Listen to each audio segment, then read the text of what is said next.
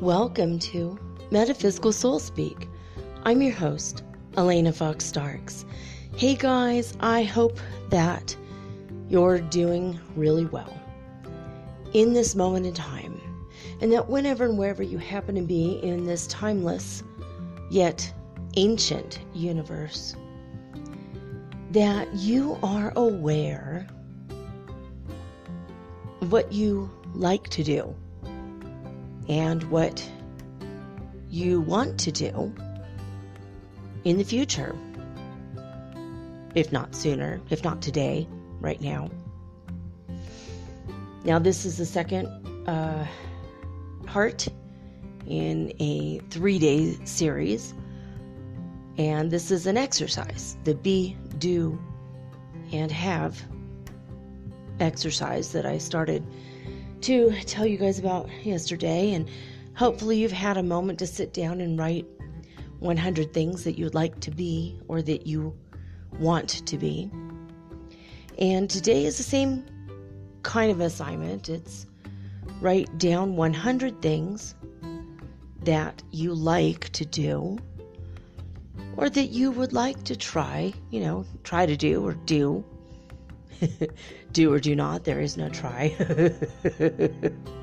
Do or do not, there is no try. Okay, not my best Yoda impression, but I'm trying to be quieter than normal because neighbors, and plus my son told me this morning that we just bought a little tiny space heater. We were so excited. I mean, it took months to arrive from China to Florida. And it took extra months to arrive from Florida to here as the government decided to confiscate all of our stuff and hold it for ransom for several months. And after my friend got all straightened out, she delivered this to us about 2 weeks ago. And the heater stopped working today. And normally it kind of is a white noise machine, kind of a mask for my son. So when I do the show, he doesn't hear me, which is actually pretty cool. But it stopped working today. He said, "Mom, I didn't do anything. It was just, it was there, and all of a sudden it started making kind of a sputtering noise. And then smoke started coming from it. And it was still heating up. It was still, working, but I don't trust it now. And it smells like lead." I don't know what lead smells like, but I don't think I want to know. Anyways, I'm trying to be a little bit quieter, so Yoda impressions aside, let's move on. So what do you want to do? What do you want to do? What would you like to do? What do you know you like to do that you've already done? I like to go bowling, but I don't want to try rollerblading, You have to know what you like to do, what you don't like to do. I mean, I would love to go roller skating, ice skating, rollerblading, all that, but ever since I broke my leg, I kind of don't see that happening again. I've had too much pain and too many nightmares about hurting myself again. That was beyond, it's like 4 years ago, and it's just my leg hurts every day. So I know that things like that I don't like to do. It's hard to come up with 100 things I like to do. I'm going to have to continue to think about it more and more and more. So far, I have 43 things down. In fact, I did not write bowling, so 44. It's a weird thing that I like bowling, but kind of reminds me of when I was a little kid. I hung out in bowling alleys like a lot, like several days a week. My uncle ended up being a professional bowler on the Pro Senior Tour. He passed now, God rest his soul. In fact, all my parents that used to drag me to the bowling alley, I mean, my mom and stepdad, for fun, they'd say, hey, let's go bowling. We didn't go bowling much. We'd go to watch my sister play. She was also, on her way to being a professional bowler. She was in a kid league, and her team went all over the world. They went to Hawaii. They went trips to other countries. They were constantly bowling. That's how she met her very first boyfriend. And when she was like, 6 years old, they're still married. Can you imagine meeting your twin flame or your soulmate when you're 6 years old and you just always knew? Forever and forever. I mean, her life is so good. My sister has such an easy life compared to me. Mine's been fraught with complication, but also adventure. So I'm not going to complain too much about it, but it's cool to see pictures of my sister and her husband now, even like a week ago, they're hugging and holding hands and still so happy. And I mean, since she was 6, she and him, they broke up for like maybe 2 years out of her whole life. She went away, came back with a kid. We don't know what happened. Where'd you get this child? We don't know. We don't know who the dad is. She'll never say. And that was like the only mysterious, wild, crazy thing my sister ever did. Everything else has been really pretty consistent. And I'm a little bit jealous of her because I'm like the non-consistent one, I guess. I was consistent for about 11 years out of 52. Anyway, but what do you guys like to do? What do you want to do? I mean, I have things on my list like spelunking. I love to explore caves, as long as I have combat boots on, because I just don't like millipedes, just in case there might be something with 1,000 legs. I just, no, don't like scorpions either. But I like going to really cold caves. And I took my kids, my husband when he was still alive, we took my kids to these caves in Oregon. We went on a school field trip for my daughter's school when she was, 6 years old, 6 or 7. And it was really fun. I mean, we went on these long hikes that were just pretty much even, flat ground, but through interesting, there's interesting fields of plants on either side. And, we saw mountains and I think one volcano, and it was, maybe we went by Crater Lake in Oregon. I don't know. And on the way up, we went to a waterfall, Burning Falls. If you're in California and you've ever been to Burning Falls, you know. It's beautiful. And every now and again, I run across people on Instagram, random people that I don't even know will come up on my feed, and it's like, oh my God, I know that waterfall. I've been there. That's Burning Falls. I stood on that very rock. I even have it, I think, maybe in my Facebook. Just my Elena Fox Stark's Facebook. I think I do. Not the author page, but my other one. But anyway, but spelunking, it's just exploring caves. There's one cave we went down into. It's a nice hot day. It was so hot.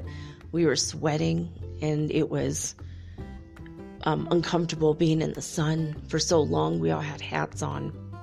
I had to put sunscreen on the kids. It was that kind of a day, hot day. And then we went into this cave, and about halfway down, they said, be careful, because the railing down this staircase into this cave, there's a staircase, which is pretty cool. They said it's so cold that it's freezing. It's frozen. About halfway down, sure enough, the railing was frozen. We got to the bottom, and there's ice everywhere. We're like, whoa. It was so trippy. It was super trippy. For some reason, I thought it'd be hot down farther into the earth, but apparently it's not. Not always. In Mexico, they have these massive crystals. I've never been. I always wanted to go. These massive crystals, and they're really hot, and people have to wear these suits that prevent them from getting overheated. And the crystals are massive, like 20, 30 feet long. I mean, maybe even longer, maybe 100 feet long. I don't know. But they're massive. It's like, oh man. Can you imagine meditating near crystals like that? That's amazing. But what do you like to do? I'll tell you some more of my things that I like to do. And I have some very normal ones. I like to sleep. I like to dream, talk to my friends, which I don't get to do very often. I don't have people here with me in this town, so most of my friends that used to be very close to, that I used to have friends that would just call me and we'd gab for hours together and just really enjoy ourselves, talking about everything under the sun. And a couple of those friends they have other lives now, and the people that I was the closest to, they all died. Like 4 or 5 people that I mean, my friend Amber, for like 30 something years, we were absolutely best friends. Told everybody that she was my mom. She was a lot older than me, but she's a redhead with green eyes like me. So she was like telling everyone I was her daughter. You know, everyone believed it. Oh, sure. Yeah, sure. I see the family resemblance, they'd say. And then we'd look at each other and we'd burst out laughing because we just met in school. We weren't really related. But, stuff like that, talking, gabbing, whatever. But also I like to dance. I like to sing. Not saying I'm good at either one of those things, but I like to do it. Float. I like to float. I wish I could just float. I have dreams in which I'm floating. I have dreams that I go to New York City and I just float around and I just watch people and they can't see me because I'm invisible floating around. Because I think I astral project in New York City all the time. It's hilarious. I don't know why I do that. I've never been there in my life. But I like float around construction workers, watch what they're doing. It's interesting watching them build buildings and whatever.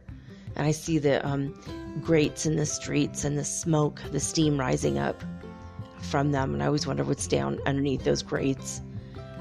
I like to float. I have a lot of dreams in which I'm just flying and floating around. I guess astral projecting is what I'm doing. But I also like to float with floaties in a pool. I really want a pool, so I could just get those noodles. I love those. It's a weird thing. And I like, this could sound weird for a second. I like swinging, but not what that sounds like. I mean, swinging on a swing. Like, I wish I had a swing set for adults. I mean, I would do that all day long if I had a swing set, just, an industrial strength. It would hold my weight, something be super comfortable. Your hair could get caught in the chains, those big heavy chains of swings that they put in children's parks. And I was always afraid of that. And I went once to a place with industrial sized swing sets that adults could go on, and they have these really huge, thick plastic covers that went over the chains so your hair won't get caught. And I was like, oh my God, like seriously, if I could have this in my backyard, I would never go in the house. I would just be like a 5-year-old all over again. But because it gives you that feeling of floating. I don't know why I love that so much, but I do. It's a weird thing. But I like to go to the movies. I would also like to make movies, even if they're like 30-second clips. I just like to photograph things as well. I like to take still pictures. I like to make things super artistic. I like to paint. I like to draw. Mostly I like to paint, though. I like to paint... like wooden spoons and coasters and desks and chairs, practical art. And I like to make art. I'd like to make healing art. And I have some ideas for doing this. I want to put Reiki into my pieces so that whoever has this in their home will feel better on every possible level. And so those kind of things I like to do. I like to go on picnics, look for crystals, beach combing. I like looking at sea anemones in tide pools, stuff like that. fly. I love to fly on in airplanes, not on them, inside them, not on the wings. Normal things like to watch movies or TV shows on Netflix, or shopping online is super fun. Even if I buy nothing, I like to look. Sometimes I'll go to a website and I'll put like thousands of dollars worth of stuff in my cart, like imagining like, oh, I'm going to buy this much stuff someday. And then I just like close out the screen because I'm not going to order anything. But I like to shop online. I like to look at real estate. Shopping for houses online is super fun. Even with my kids, sometimes I do that. And my youngest found like this really expensive house. He's like, here's my future house. I was like, oh my God, it's beautiful. It's one of those houses that was so expensive that it probably will be on the market in 10 years still. I was like, oh man, I love looking at stuff like that, luxurious houses, and also super cheap houses. I like, the extremes. It's all interesting to me. I found a house in San Francisco right now. It's for sale, and the description was so strange. It says that the last time this house was sold was for $22,000 in 1975. And it's for sale now in 2020. So my God, I mean, what's that? 25 plus, 45 years. It's been in the same family. And it says in the description that this person who owns this house will not cooperate or let anybody in the house. So you have to buy it sight unseen for $400,000. And it says, this house puts fix in fixer. So like I guess real estate agents saw the house, but barely, and then had to list it without having any pictures, nothing. You're not allowed to see it at all. I thought that was so strange. Some of the descriptions sometimes are really, really weird. And I like looking at Craigslist ads for apartments, like to go apartment hunting online. Sometimes when I was looking for my oldest kid, some of the descriptions were hilarious. In the Bay Area, for some reason, people are really, really funny.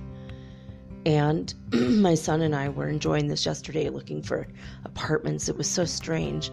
Some of the scenarios and some of the ways that people word things, like, wow, like no shoes are allowed in the house. It's like if I'm renting a bedroom, I'm not allowed to wear shoes, like, at all. Like, they're like shoe Nazis. Are they elves? Are they going to be mad if is it insulting if you're wearing shoes that they don't approve of? Like, what? I could see no cigarette smoking, or no dogs or something. But, I mean, these people are like, you have to be quiet between 10 o'clock at night and 6 o'clock in the morning. That's quiet hours. And we're vegans. You can't, have anything after. You can't have any meat. You can't have any eggs, I guess. Yeah. Oh, it cracks me up. People are funny. People are so persnickety, and then they're asking people to live with them. Who the hell wants to live with you and you act like that? It's weird. Be persnickety alone. Why don't you be over there for me, and I'll be over there on the other end of the town for you. Okay, not at all. I'll just be over there. Not for you, just in general. Bye. It's crazy. How are people so picky and expect that someone wants to live with them? This one ad, they were saying, oh, if you want to, you're not allowed to see the house, so we're going to show you these pictures. And if you like the pictures, you can come and live with us. And then they had a massive list of rules. And then they said, but if we don't allow you to see inside the house, but you could come and spend the night for $40. And if you want to bring a friend, it's $80 for one night to see if you like it. Oh my God, to see if it's for you. I was like, oh my God, these people are crazy. $40 or $80. Oh my God, I was like, that's hilarious. They're like, you're allowed to share the room with 2 people, but you have to double the rent. Oh God. But I like looking at ads like this. I don't know why, because it makes me like, maybe I feel less crazy. You know, we all have our weird, our strangeness, but some of these people, I mean, I look damn normal compared to these people. I don't think I'm normal at all, but I see these ads, I'm all, oh wow, yeah.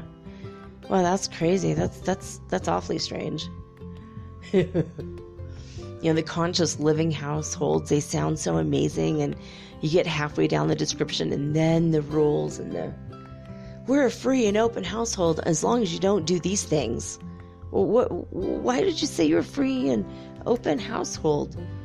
You're clearly the opposite of that. You're trying to control everybody in the world. That's hilarious. I don't know. When humans show their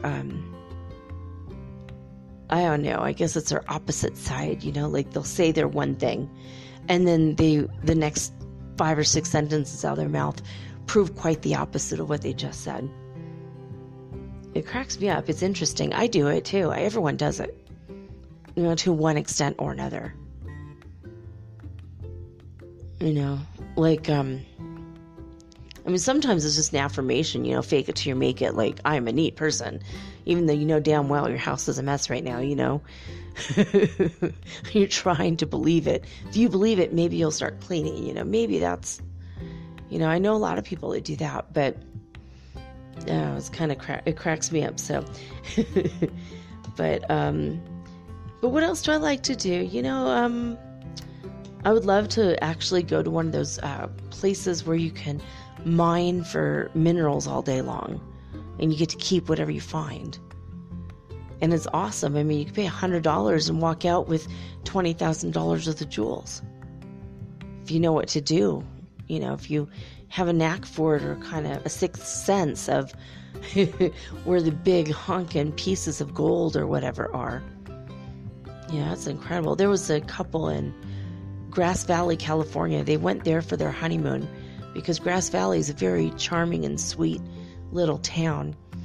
And they went out to look for gold, and that's what they wanted to do. It's like, we're going to go to gold country. We're going to find some gold. It's going to help pay for our honeymoon. And they were there, and the woman was just like, the wife, she was just trying to pan for gold, and she's like, come on. And her husband's like, I don't feel like it, man. You know, we're up too early. This is too much for me. You know, I don't know. I'm just going to stand over here for a minute. I'm going to have a cigarette and figure out my life, you know. How else can I make money? Because this is hard.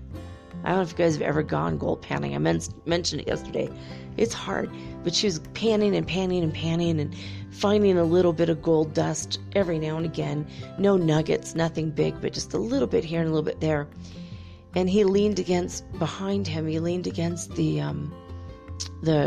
cliff. There's like a, you know, they were like down by the river, and then there's like a big, rock jutting up, and he leaned on it, and he thought he saw something shining. He kind of moved his hand a little bit and brushed away the dirt, and he found a $3,600 gold nugget. He was like literally doing zero work, and she was working her butt off, and he turns around and there's a $3,600 gold nugget right there, and just dug it out, went back into town, boom, paid for their honeymoon.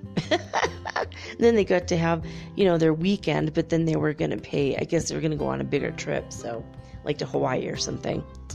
But anyway, travel, I love to travel. Speaking of exploring new places and going on vacation, I do like to drive. I love to make my podcast for you guys.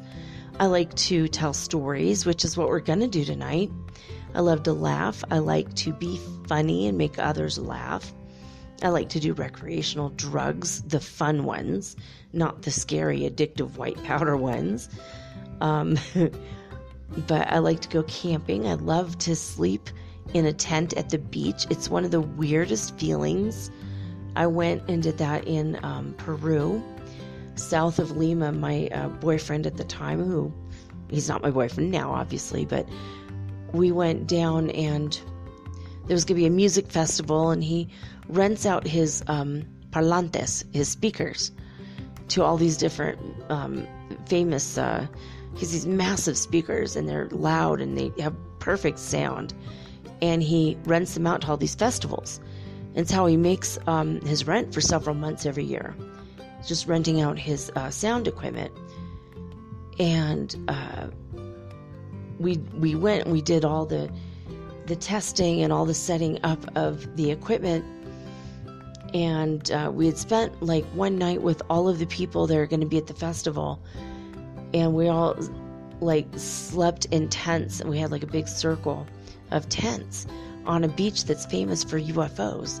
So we laughed and joked and sang a little bit and watched the stars and looked for UFOs. Then we all went to bed.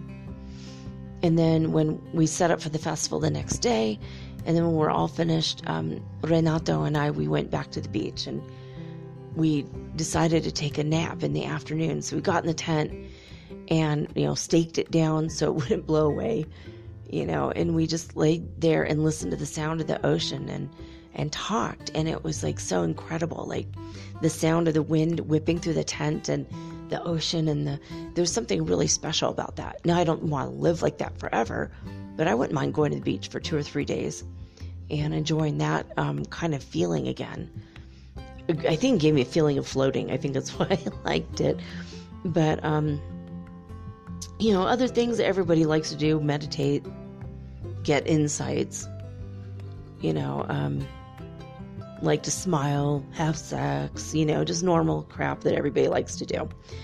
Take baths that are like fluffy. I call them fluffy baths with the big foam soap, like when you put a lot of bubbles, like bubble baths with, sometimes with rose petals, lots of essential oils, candles, romantic stuff. I love romantic stuff.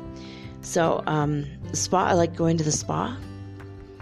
When I put H2O, water aerobics. I like doing exercise in pools, doing like water aerobics, like running really fast in place inside a pool is so fun, and it's a good workout, and you can't feel yourself sweating, so it's like super comfortable. Stuff like that. I like to pet random dogs, go to the zoo, hang with my cat, talk shit about the neighbors. I'm just kidding, not that part. My cat talks shit about the neighbors all the time though. I'm just kidding. As a t-shirt I saw, I thought that was hilarious. It says my cat and I talk shit about you. It has a picture of a black cat. I thought it was hilarious. It's like, what the hell? As if it's a cat. It's the cat's fault. She likes to gossip, not me. It's like hilarious because I don't do that. But anyway, but animal communication, actually, I like to try to communicate using telepathy with animals. I don't do it too often. It freaks horses out. They usually don't want to talk. They usually freak out, except for Clydesdales. They're not as afraid. For some reason, the horses in Denver, Colorado, that go up and down the street in the horse-drawn carriage, they still have that, which is weird. But those horses are actually pretty friendly. I got to talk. I had a really long conversation with the horse once, until his girlfriend came, and then he's like, I can't talk to you anymore. I'm going to pay attention to my girlfriend. And I heard him say that in my mind. And then as soon as he said, I can't talk to you anymore, and this other horse came up, and they started nuzzling each other. I'm like, oh my God. It was exactly what he said he was going to do. He's like, I'm going to hug my girlfriend or something. He said, I'm going to kiss her. And it looked like he kissed her on the cheek. It was so cute. So animal communication, super, super fun. Like going to the zoo. I like to sew. I want to get a sewing machine. I'm terrible at it, but I love doing it. Let's see. Just like drinking coffee, hanging out, eating out in restaurants. Stuff we can't really do right now. But anyway, those are things I like to do. So ride my bike. I don't have a bike anymore, but I would love to someday have a bike again. That'd be cool. So I like to write. I'm a writer. I do write. I haven't published anything yet. Except my screenplays are out there. If you guys want to look my name up, you could find Spirits of Nature is a pretty good one. And I might turn it into a novel, make it a little bit more book-like and State-sanctioned movie is another one that I think might be out there on the internet floating around. I've entered some of them in contests, so they're kind of public. But I do like to write screenplays. I've written 5 of them, full length, like 2-hour long, like screenplays. I think one was like 90 minutes long, like 90 pages. Anyway, so I'm just giving you guys ideas. I'm just saying these things because maybe you like to go boating. Maybe there's other things that you like to do. I mean, I was in a sailboat exactly one time in my life. I was learning how to do it, and then the wind shifted and the damn sail thing hit me in the head, and I had a headache for like 2 days, and I was so scared that I almost died that I never wanted to go back again. But I like going in canoes. I've enjoyed paddling a canoe at Disneyland, like the most safe possible place to canoe. But I've thought about that. Oh, maybe I'll get a canoe someday and paddle around or something. That might be fun. Anyway, I don't know, maybe you like something else. Maybe you like to go fishing, or maybe you're a cigar aficionado, or you like to go around wine tasting in wine country or something. I might actually have to put that one down. But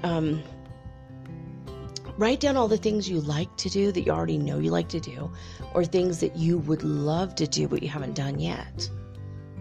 Things that were always on your to-do list. So write 100 things. Like I said, I only have like 44. If I put wine tasting down, that's 45.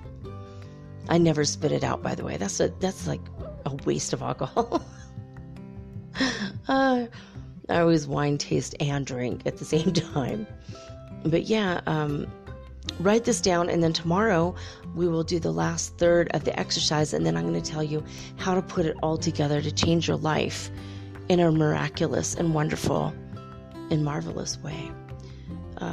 This is an exercise that my friend Kyle told me about, and we'll get to it again tomorrow. So I went out of the house today. First time in 3 months that I've actually left the premises and left the property. It sounds weird. It's like I wouldn't be like this if there wasn't a global pandemic going on, although I am more of a homebody than not. And my son had hurt his ankle last week, and it wasn't feeling any better. And he's like, I think I need to go to the doctor. I'm like, yeah, let's go. If it's not better and it's been a week, let's go and see what's going on.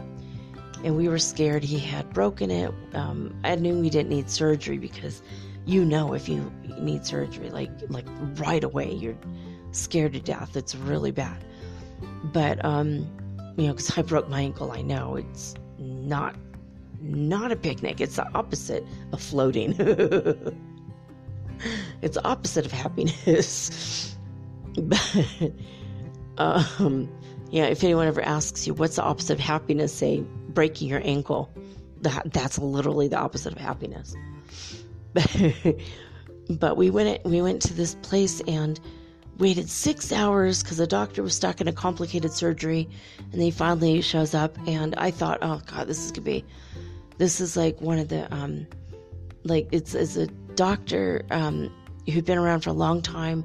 He had 2 sons. They both went into orthopedic surgery, so it's 3 orthopedic surgeons in this one practice, and they trained in the United States, so they speak English and Spanish, which we didn't know. We don't care. We both speak Spanish. But it's really cool. It's like a nice surprise. Like, oh, wow, they also speak English. That's cool. And we get there and waited. And oh, my God, 6 hours we were there. About 6 hours. And they wouldn't even take a credit card. They only took efectivo, only cash. So we had to go, my son went to the ATM to get money, and then he had to come back to pay them, and then we went home, and $8 for a taxi later. Normally it's $1.50 to go across town, and it was, or maybe $3 to go clear across the opposite end of town. But $8. It wasn't that much, but man, not used to going anywhere, let alone paying taxi money, especially since I don't have a job. or any income at all coming in right now. But it was a really strange day. I mean, I walked looking for a pharmacy, and I found several, and no one would take my ATM card, and I didn't have enough cash to buy my inhalers and stuff. And one of the reasons I live in South America is I could just walk to any pharmacy, and well, especially if I have cash on hand, I could just buy my inhaler for asthma. It's usually about $10, and then the quote-unquote expensive one is $20. In the United States, my one inhaler, last time I went to Michigan and I paid cash for this inhaler, I had to pay $75 to get a prescription from a doctor for 1 month. And it was like $269 for my Ventolin inhaler and like $369 for my Seretide, which is Advair. It's here in Spanish. It's called Seretide, but it's actually Advair so I mean, it's like $400 or $500 a month for my inhalers over there, maybe $600 if you count the doctor visit and the taxi. So here I'm walking around. I finally found a place that would take my card. The inhaler that I bought today is salbutamol, which is the opposite of Ventolin. Like literally, it's exactly the same exact formulation, and then flipped around, like the mirrored image of it under the microscope. It's exactly the same as Ventolin, but it just is flipped around, but your body reacts to it the same as the other inhaler. So that's the one they had. I'm like, sure, yeah, let's buy that. It was $5.77. I was absolutely blown away. I'm like, oh my God, this is like almost like around a $200 inhaler in the United States. Depends on where you are, I guess. But it's like, that's one big reason I'm here. I don't need a doctor's prescription. They don't care if I have a prescription for it or not. They don't care if I've seen a doctor or not. People that have asthma know they have asthma. We don't need insurance. We don't need doctors. Just go buy the medicine we need. Bada boom, bada bing. But I bought some other things. I was able to find some aspirin. For some weird reason, they don't sell aspirin in the grocery stores here, but they do sell Tylenol. I don't know why that is, but anyway, I finally found some aspirin, which is helpful for arthritis that sometimes I get, flare-ups during the rainy season that we're in right now. But it was an interesting day leaving the house. I don't ever leave the house. And I felt really weird. But it was pretty cool, though. I saw a lady who was begging for money. She's a tribal lady. She had the traditional dress on, and I just felt I have to buy her some water. So when I went and bought myself the pharmacy, I bought her a water, and I gave it to her, and she said thank you. She was grateful. She wanted money, but I was like, I've got the water for you. I literally bought it specifically for her. And then on the way home, my son had to buy a cane. He's walking with a cane. He found one. He calls it his pimp cane. It's like, or I think he said it's my dope cane. It's like dope. Like, look at how cool it is, right? It has leopard spots on it. And he says in 2 weeks, when he doesn't need it anymore, he's going to give it to me. I'm like, yeah, I will probably use it because it will help me with on the days that my ankle is flaring up and hurting. But I'm like, this is so strange. My son's walking with a cane. But it's helpful. He's like, yeah, it's really helping. It's really kind of cool. And it's a kind of cane that folds. I don't know if you guys have ever seen that, but it has like a tension elastic band in it. And you could fold it up and put it in your the inside coat pocket or inside a backpack if you don't need it. I thought that was kind of odd. But for $5, like, that's insane. But anyway, so we went to this orthopedic surgeon. My son had an x-ray. He had, they got prescriptions for some medicine and some stuff to take out the inflammation. And anyway, after 6 hours, I thought, oh my God, it's going to be like $130 for the x-ray. It's going to be $75. I thought it was going to be over $200. I'm like, oh, I was so worried and so nervous. And you guys, The entire thing, including the x-ray, $30. That's all it costs. I didn't have the cash, so my son had to go get the money and bring it back, but $30. I'm blown away right now. I mean, that's like a copay in the United States. $30, that included the x-ray. Like, what? Like, I mean, that was incredible. Anyway, I just wanted to tell you guys that because I thought that was pretty cool. But he broke his tendon. The tendon snapped, I guess, or part of it ripped or tore. But he's no broken bones, no surgery needed, just the cane and the medicine for 2 or 3 weeks. So I'm like, that's pretty cool. So on his trip, he won't be that big of a deal. Thank God. They even said he'd wear a boot if he needs one. So I'm like, I know you're going to get the boot. You're going to get a boot. And he's like, I don't know. Maybe I will. Anyway, I'm going to take a quick break and play for you guys my first question. I told you guys I'm going to start doing this.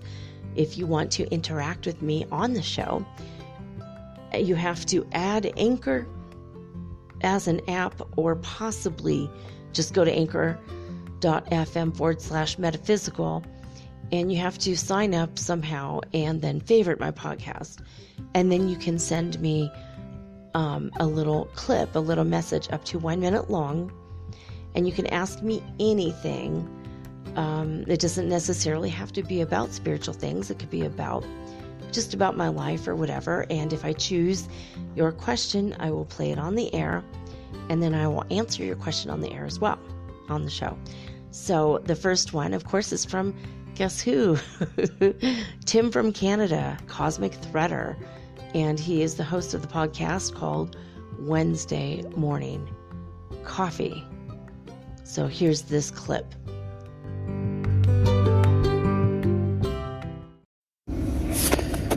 Oh, hello, Elena. It's Tim, Cosmic Threader from Wednesday Morning Coffee.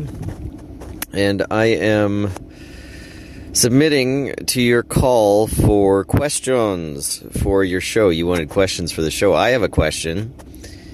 You know Art Bell, which is really, really cool. How on earth did you meet Art Bell before his timely death or untimely death? And how did you end up working for him? That's really awesome. He had a show called Coast to Coast, I think it was, a paranormal show, sort of early on, very early for this movement. I'd love to know how you met him. So, yeah, how did you meet Art Bell? That's my question.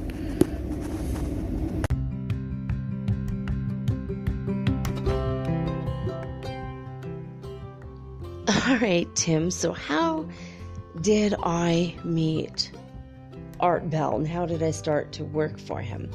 All right, well, the first time I was aware of Art Bell happened in one of the most bizarre ways. I was 14 years old. I was in junior high, and I was very, very sick. It was in the wintertime in Minnesota.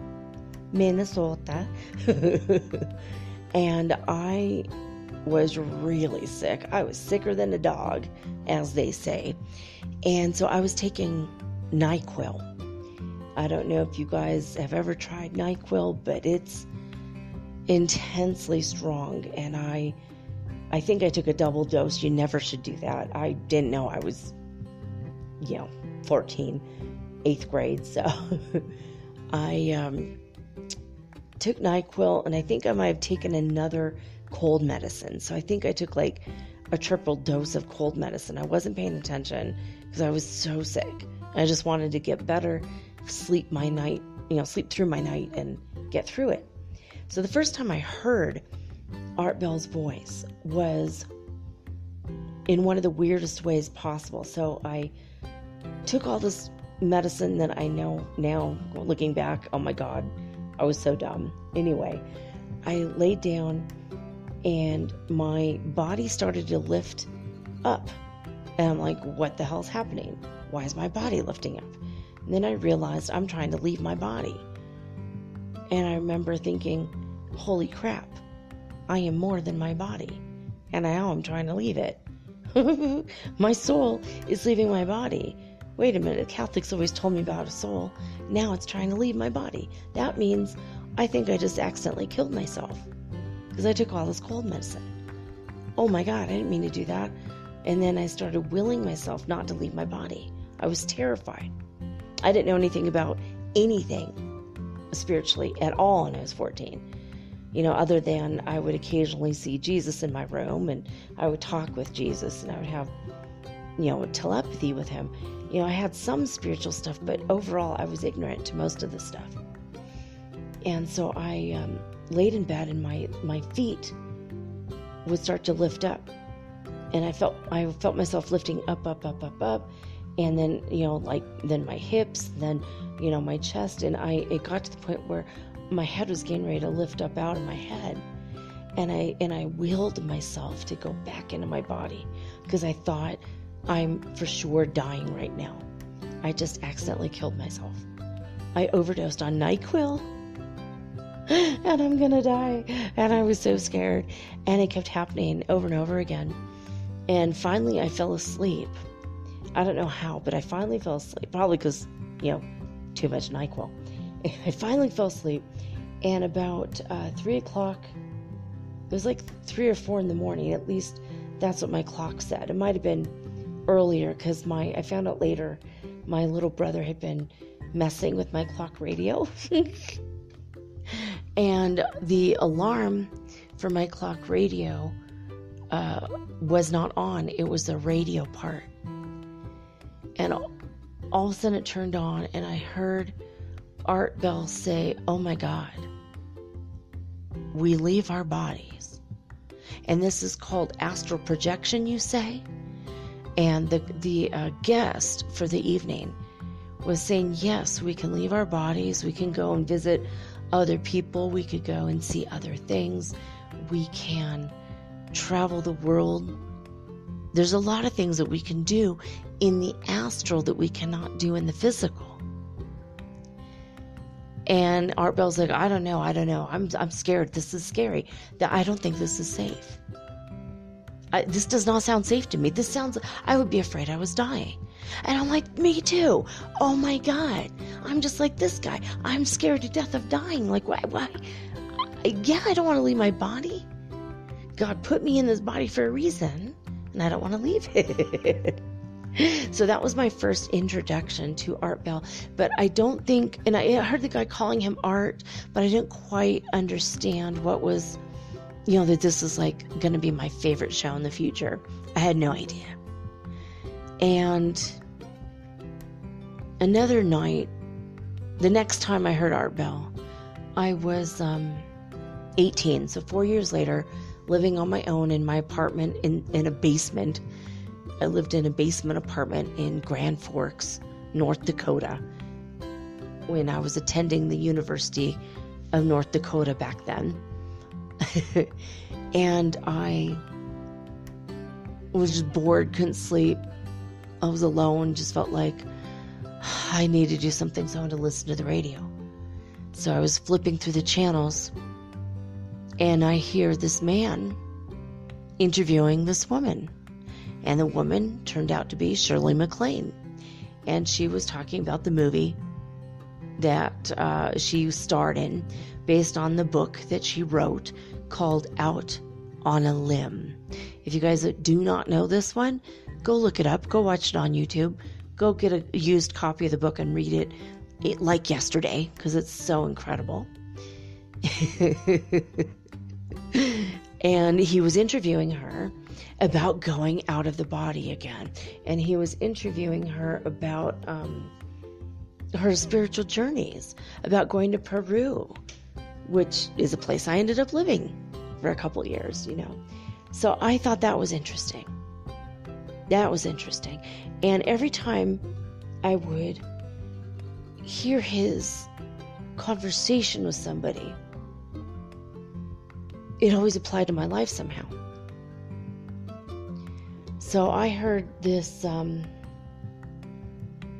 it's something weird. Okay, there's something that this is So this was like in like maybe September or October.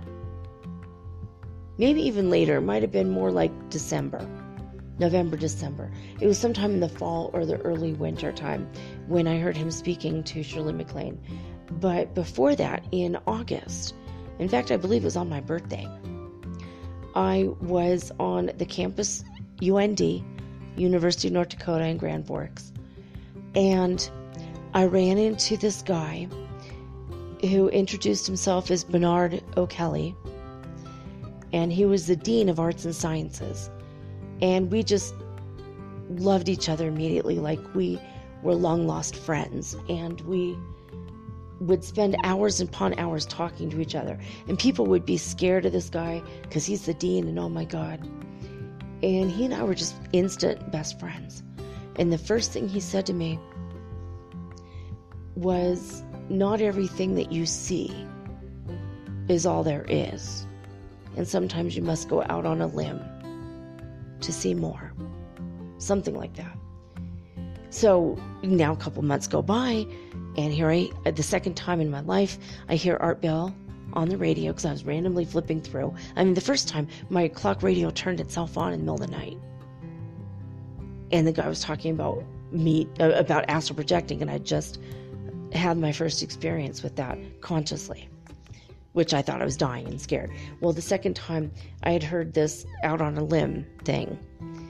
And then, Bernard O'Kelly said this to me. And then, it's like super long, I know this explanation, but so there was that. And then, here's Art Bell interviewing Shirley MacLaine about her book, Out on a Limb. And then in January, the following January, after this interview, after her book came out and became the wildly popular in 1987, or 86 it came out. But in 86 and 87, that's when the massive New Age movement started, and it just became a big, booming, like, blossoming, bam! We are finally, this is the dawning of the age of Aquarius, I mean, it was like, wow, we're here, this is it. In the 70s, they told us it was coming, and here it is. And I met this guy at the spiritual group that my friend Katrin brought me to, and he and I ended up being boyfriend and girlfriend. But our first date, he says, I tell you what, I don't have a lot of money. And I'm like, I don't either. He's like, can I just come over to your house? I'm going to bring something to you. I'm like, yeah. So he says, I got this movie I want you to see. And he brings his VCR, back when everyone had just VCRs. He puts this tape in the VCR. And it was the movie Out on a Limb. And this was in January. In December, the month before, I had just been to Malibu Beach. And I had looked out across the ocean, and I just said, hey, I had said a prayer. I drew a heart in the sand right there at Malibu Beach. And I stood inside that heart, and I said, God, bring me my one true love that I'm going to have children with, that I'm going to marry, and let him and no one else on earth bring me back to his very spot. Right? So I had taken pictures of it, and I had an album. So before he popped the movie in, I said, let's sit down and look at my album, right? I just got back from California, and I got all these pictures, and I bought an album, and I put all the pictures in the album. I mean, this is before digital cameras and digital everything. And so I was showing him everything. I'm like, look at this picture, Malibu Beach at sunset. It is so beautiful. And he just looked at me, and I looked at him, and he's like, let's watch a movie now. And he pops in the movie, and it's Shirley MacLaine's Out on a Limb. And she said, the first thing she said, Malibu Beach at sunset is so beautiful. And so it was another Twilight Zone moment, and it is all directly related to Art Bell. Fast forward 11 years later, my husband, who I had children with, said, I want to take you somewhere I've never taken anybody before. And he takes me to the very beach, to the very spot where I said that prayer. and he's the only man that ever brought me there, by the way. And guess who he listened to forever and ever, his whole adult life? Art Bell. Art Bell every damn night. Every night he listened to Art Bell.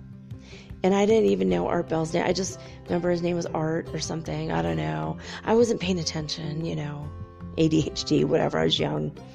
But then I meet him. I meet my husband, and he's like, I want you to listen to this show.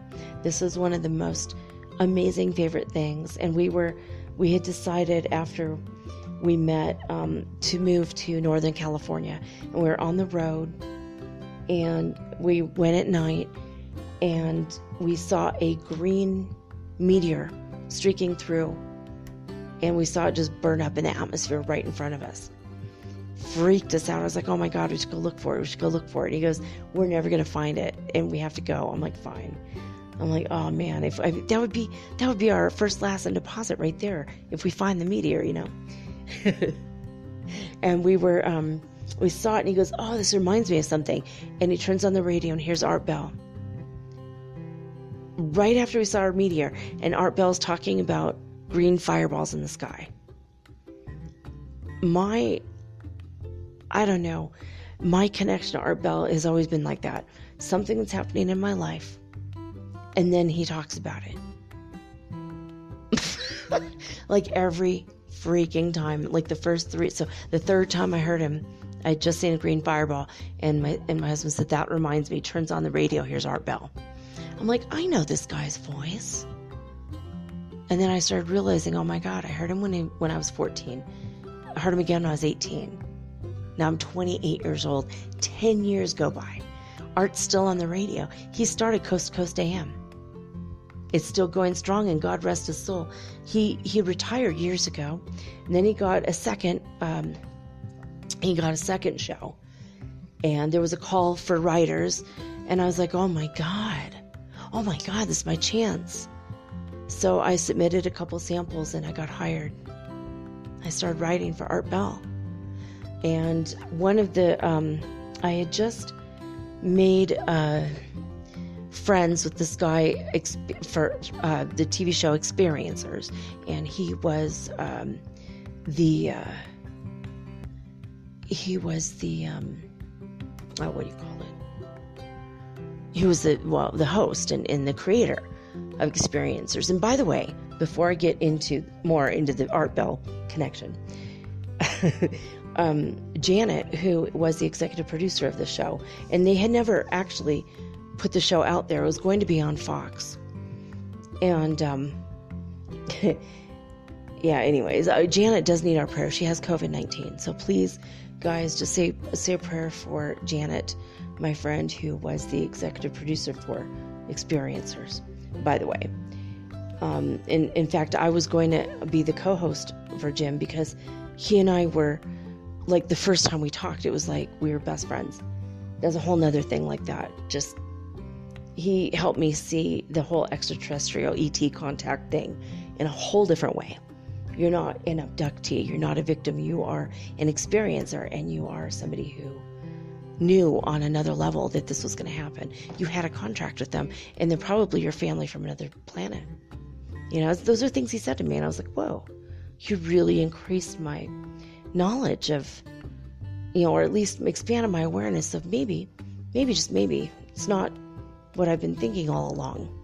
I've been abducted my whole life, so all right, fine. Well, oh God, unfortunately,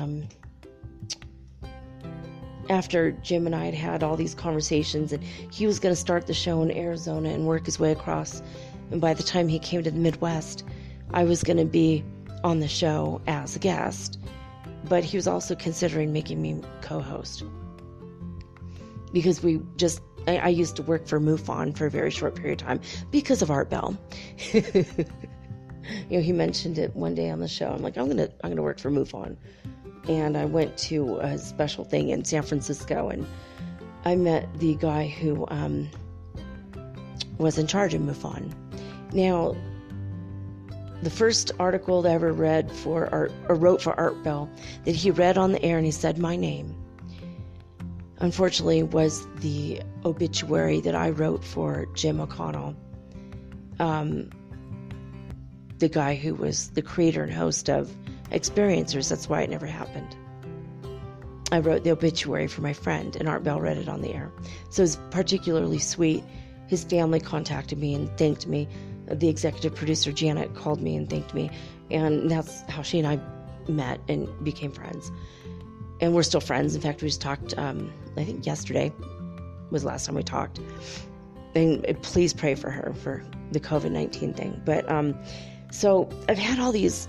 And the second time I wrote another obituary. I wrote a story that Art read about a leg being found in a river in Michigan. And I called it a manless leg was found instead, which means there's a legless man wandering around. And so he did read that one too. And then he read another story in which I said that Walter Andrus of MUFON had passed away.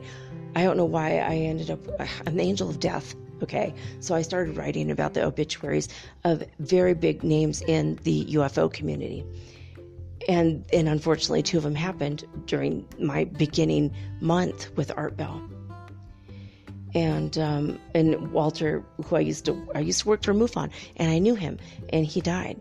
And I wrote his obituary that Art read on the air as well. So that was pretty exciting.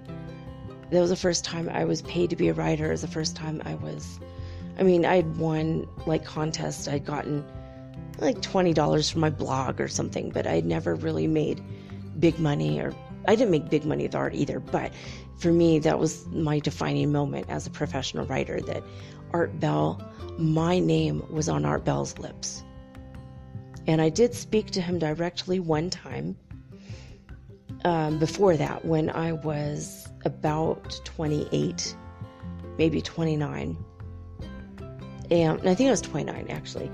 And so about a year I'd been listening every night. Suddenly I was like, that's it, I'm hooked. I love this guy. I'm a huge fan.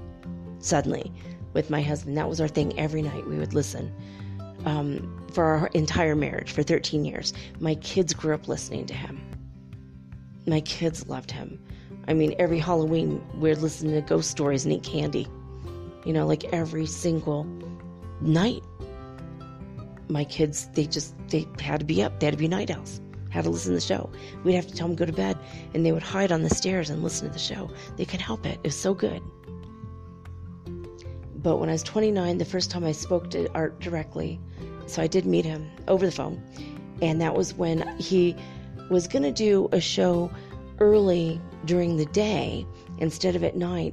He was going to pre-record it because he had something to do that night, and he asked for people if they want to listen on the internet.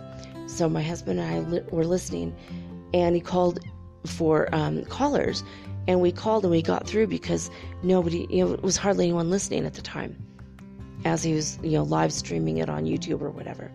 So I called in and I talked to him, and I just said thank you, and I'm a big fan, and I love you, and I remember listening to you when I was 14 years old, and he was like, oh, thank you, and it was just like, oh, I felt like this really amazing connection with him. And then he said, well, what do you want? And I said, I wanted the address for the guy who he was interviewing, who wrote the book, Michael Newton, who wrote the book Life Between Lives. And this is another weird, bizarre connection with Art Bell. So Art gives me the address of the publisher, Llewellyn in Minnesota, which the first time I ever heard Art Bell, I was living in Minnesota. So I'm writing to Minnesota, and the publisher took weeks, and they finally wrote me back and told me, and I wrote the letter. They sent it to Michael Newton, and Michael Newton wrote me a letter. And on the envelope that Michael Newton had wrote to me was P.O. Box, and then the number, and then Grass Valley, California. And I was at my P.O. Box in Grass Valley, California when I got the letter. and our mailboxes were touching each other. Michael Newton's mailbox was to the right of mine. And I started looking around. Is he here? Like, that was one of the weirdest moments. That was another weird but bizarre connection to Art Bell. So Art Bell had he went into retirement, and George and Nori took over Coast to Coast. And then after that, he went and had the show in which I wrote for, and then Midnight in the Desert, and then he retired again, and a couple years later he started to have another show, and then he died. And when he died, my daughter and I were beside ourselves. We were absolutely heartbroken. We couldn't stop crying for weeks. We were so upset, like 3 weeks. And I found I'm like, wait a minute. He did say he would come back and talk to people on the EVP. So I found an EVP player or a ghost communicator, spirit communicator app in my app store. And we started asking Art Bell to come and talk to us. And sure enough, he did. And we looked at each other and we just started crying, and we're like, Art, and we asked him questions, and he answered the questions in 1 or 2 word answers. So it's very hard for spirits to manipulate the matter of physical things because they're in a higher vibrational state and a higher dimension. But it was definitely his voice. My daughter said she'd know that voice anywhere. And we both, it was like a shot going through our heart, and we grieved all over again. It was just super sad. But we were so excited that we made contact with him, that he's okay. He says, I'm okay. And he says something like, thank you for listening or something. And we told him how much we loved him. He said, I love you too. And it was like really incredible. And then the very next time I talked to Art Bell was when he came to me last year, and I channeled him for the show. So that's it. And you could go back and listen to that episode. Just look up, Google search Metaphysical Soul Speak, the podcast, interview with Art Bell. It's posthumous. I think it's called Posthumous Interview with Art Bell. I shot up to #1 in the Philippines for a week because of this, because he had married a couple different women from the Philippines, and so he was a very popular person in the Philippines. But there was a time in the world in which he had every single continent in like over 100, I think 120 countries. His show played every single night. He did a 5-hour show since before I was 14, since his like 70s or 80s. So he had a show he was very skeptical. He was a little scared of the spirit world. I'm like the new age version of Art Bell's show. But he, it's a very long answer, 25 minutes worth of answer for you, Tim. And most of my answers are not going to be this long, but I had to give enough credit to what's happening with my crazy connection with Art Bell. I don't know exactly. I think maybe we're friends in heaven. Maybe there's something, I don't know, there's something special there. My kids and I met a strange man once that we swore for years must have been Art Bell. We don't think it was him, but it might have been him. It was in Nevada, not far from the Kingdom of Nye, which is Nye County in Nevada. And we were on our way to my cousin's Halloween wedding. One of the funnest weddings I've ever been to. I've been to 2 weddings on Halloween. This one was by far my favorite. My cousin Christine got married to her sweetheart Damien, and they're still together. Super happy people. Very sweet. And anyway, we were out in the desert. We stopped at a rest area, and this guy was driving an old red truck, and we were talking, and he said he was about to make some coffee if we wanted some. And we were driving all night, so it was like 6 in the morning or 5 in the morning. The sun was barely coming up. And he says, I'm going to show you a cool trick I learned when I was in the service. And I'm like, Art Bell lives near here. Art Bell has a red truck. He was in the service. I mean, all these things felt right. And I think he said he had been in Vietnam or something. Maybe he said Cambodia. I can't remember. But he wasn't in the war, but he was in the service in one of these areas in Asia. Anyway, I think it was Vietnamese. He said, I'm going to make you Vietnamese coffee. And he made us Vietnamese coffee. And we were like, this is incredibly good coffee. We were really impressed. We asked him if he'd ever heard of Art Bell. And he looked kind of sideways at us, like a side glance. And he goes, no, I've never heard of him. Who's that? And my kids are like, he's lying. He's bluffing. That's him. That's really Art Bell. Now, I don't know if it's Art Bell. To this day, I still have doubts. I think it was not him, but I still have doubts that maybe it was him. Not sure. There's something really special about this guy, though, that I met, and I just felt like I don't know. Soul tribe, soul family, maybe. Art Bell's maybe soul tribe, soul family. Feels like it. It sure seems like it. When Art Bell saw his very first UFO with his wife, Ramona, it was the same exact UFO I saw in Santa Barbara. That's another weird connection. So there's this long ass answer about all my connections to Art Bell. I'm sure I could think of more, but those are the ones that stand out right now in my mind.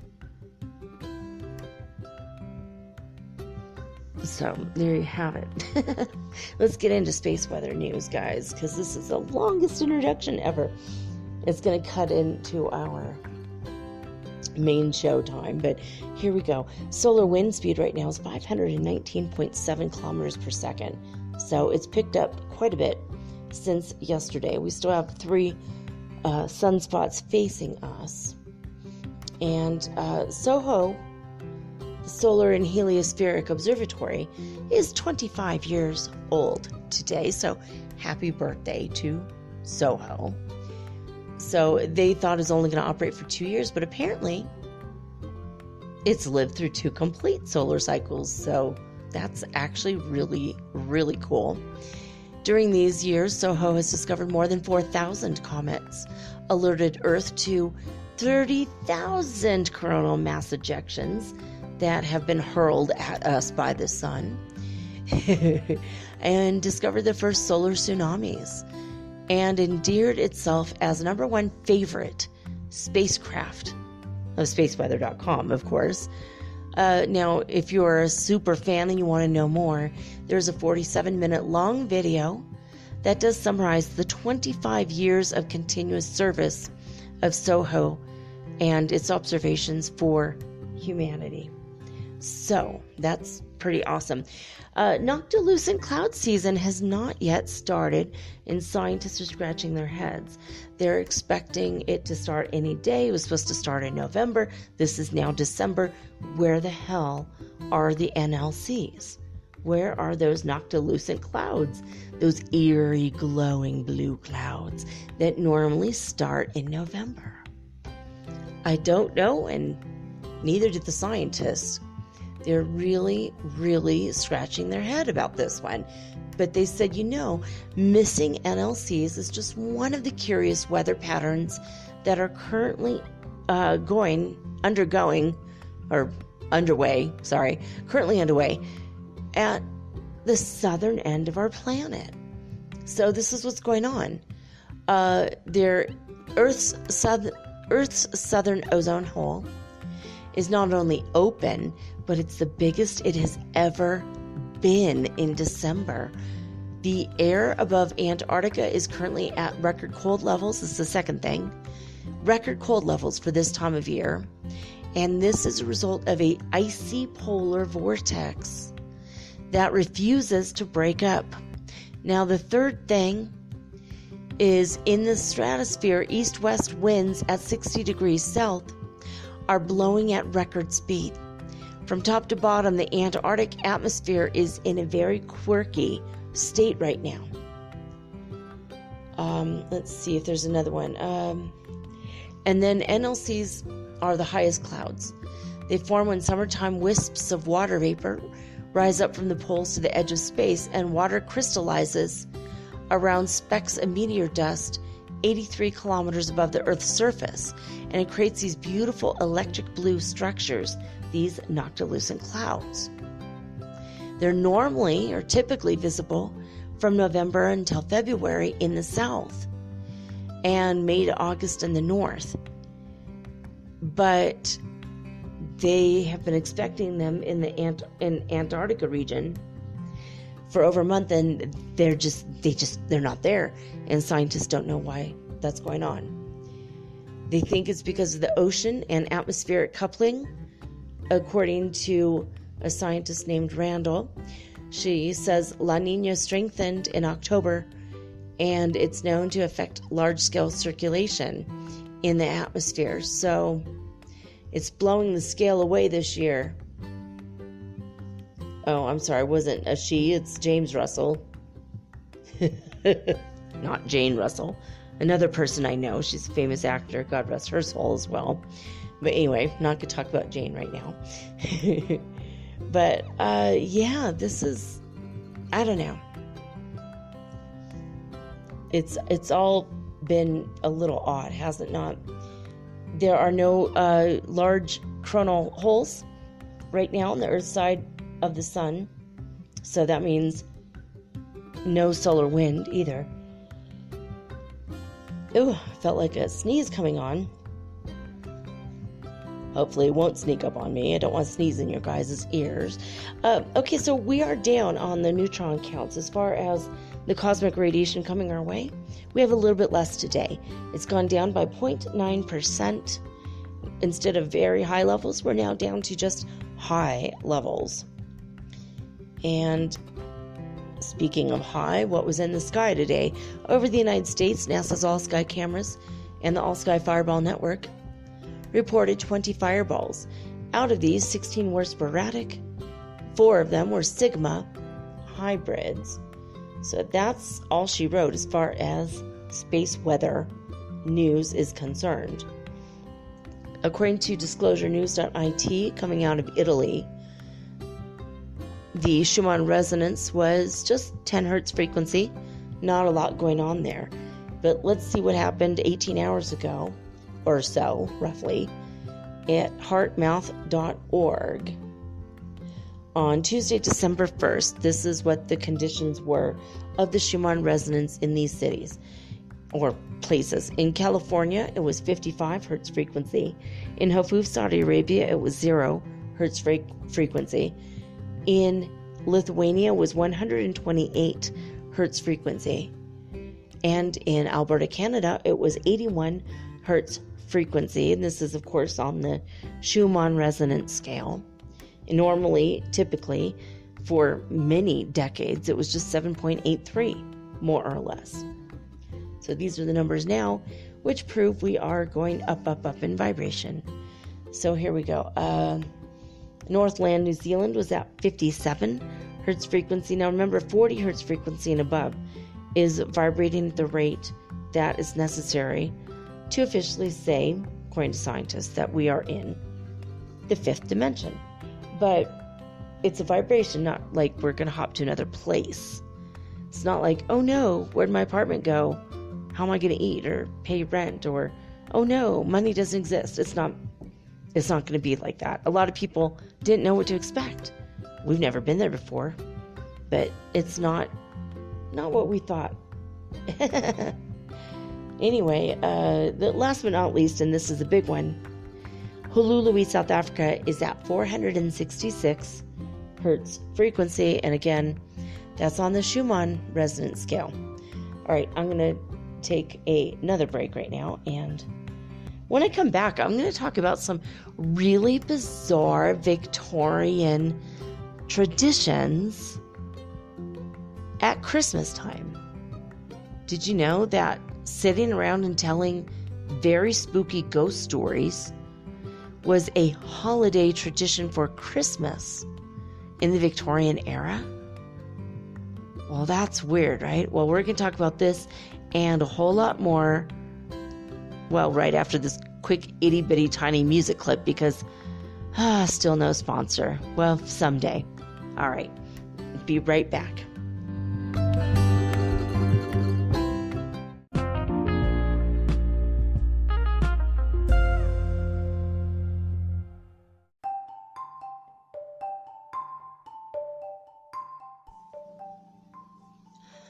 Before we get into the strange, unusual, odd, and bizarre traditions of the Victorian people in the Victorian era, I wanted to tell you about today's holiday in December. Today is National Roof Over Your Head Day. So if you're listening to this and you have a roof over your head, be grateful tonight, because many people don't. There are a lot of homeless people out there. So be grateful for what you have. And if you ever do see somebody begging on the streets for money, if you have a few coins in your pocket, please don't hesitate. Just go over there and help that person, because they're you. Everyone is a reflection of you, whether they're a light reflection or a shadow reflection. We are all one. And like I said today, I did buy a woman a bottle of water. Felt like she needed it, so it was pretty cool. I bought our taxi driver a paparena. Paparena, that's it. There's this lady from Colombia that makes bolognas, and also paparena, which is basically a Colombian thing, although you could find them throughout Peru and South America in general, as well as here in Ecuador. And they're all a little bit different, and everybody has their own secret recipe. But it's basically a mashed potato ball, and inside that there's vegetables and meat, like usually chicken, roast shredded chicken, inside this mashed potato ball that's deep fried. It's awesome. So anyway, I bought one of those for our taxi driver. But anyway, today is National Roof Over Your Head Day, so wanted to bring that up. Okay, I'm going to read to you guys some cool things that you might not have known. I did not know it until today. I was looking at traditional Victorian stories for Christmas. And what I found out is just in keeping along the lines of Metaphysical Soul Speak the podcast. It's pretty bizarre. So, all right. Did you guys know that ghost stories at Christmas time was a Victorian tradition? Ghost stories. How weird is that? Now, we all know about Charles Dickens and his famous A Christmas Carol about ghosts, helping a man to come to grips with what a dickwad he's being, basically, and how he can turn it all around before it's too late and be a good person. So it's pretty fun. I love that story, of course. Scrooge. So in the Victorian, according to Molly Hansen, she wrote this article, and this is on bigthink.com. So if you want to read it, you can go check that out. Molly Hansen. She looks like a really cool person. She's a Colorado-based writer. She writes stories about nature, climate change, religion, ritual, psychology, the occult, running, and politics. Probably not running for politics, but physically jogging it up a little. So, okay, she wrote this article around, the 20th of December last year. So she says that gathering around a fire to share ghost stories is a beloved Christmas tradition from the late 1800s up until the early 1900s. That's so strange. Did you guys know that? Victorians also used to send really bizarre Christmas cards with morbidly humorous designs featuring things such as murderous frogs and anthropomorphic insects. Oh yeah, I have seen like crickets with, well, like Jiminy Cricket. Actually, he's a cricket with a suit on, a human suit. He's always kind of giving people what for, you know? Doesn't he have like a little cane? Seems to me like he would hit people with that cane, but maybe that's just how my memory works and it didn't happen. I don't know. But Jiminy Cricket is an ideal example from Disney. But yeah, like anthropomorphized insects, like they're walking around on their hind legs. They've got a cane and a monocle and a top hat. Like, what is Fisher? Oh, you guys know I know you know what I mean if you've ever seen this. I want to call it Eddie Fisher or something. There's a really strange book I used to read to my daughter, and I think it was from the Victorian era about, it was basically about, I think it was a grasshopper and a toad, and they were best friends, and they were always eating butterfly sandwiches for lunch, which always made my daughter cry, but she always wanted to read the book anyway. And she'd say, maybe we'll just think of these as moth sandwiches or a different kind of insect, because it was really sad. Butterfly sandwiches. I'm like, it was a frog, you know. Frogs do eat these things. I know one of you out there, you're going to tell me, you got to write me on mermaidgirl888 on Instagram. Just tell me, what is the name of this story? Why am I not thinking about it? I used to read Beatrix Potter to my son. He loved rabbits, and my oldest loved butterflies, and so she would listen. Was it Jeremy Fisher? Something like that. Kingfisher. Why am I not thinking about this? Like, why can I not remember this? But I'm thinking about it, but I can't remember. I could see the artwork clearly, and it was insane. It was like a frog in a suit, but from the waist down, he's naked. It was so strange. Anyway, but that's bizarre, and I wonder if that's not from the Victorian era or keeping in tradition with that, because that's weird stuff. But yeah, so murderous frogs and anthropomorphized insects. Yeah, I've seen them with top hats, monocles. It's weird. Historically, December 25th has a close link to pre-Christian solstice festivals, obviously. Had nothing to do with Christianity. They just stole it from the pagans, basically. And it viewed the midwinter as a time in which the light dies and the veil between the worlds of the living and the dead is the most thin. See, we think of that now as Halloween time, the end of October, early November. But the Victorians thought of that, you know, the veils thinning between the worlds, that was more likely to be around Christmas time. So a lot's changed since the Victorian era.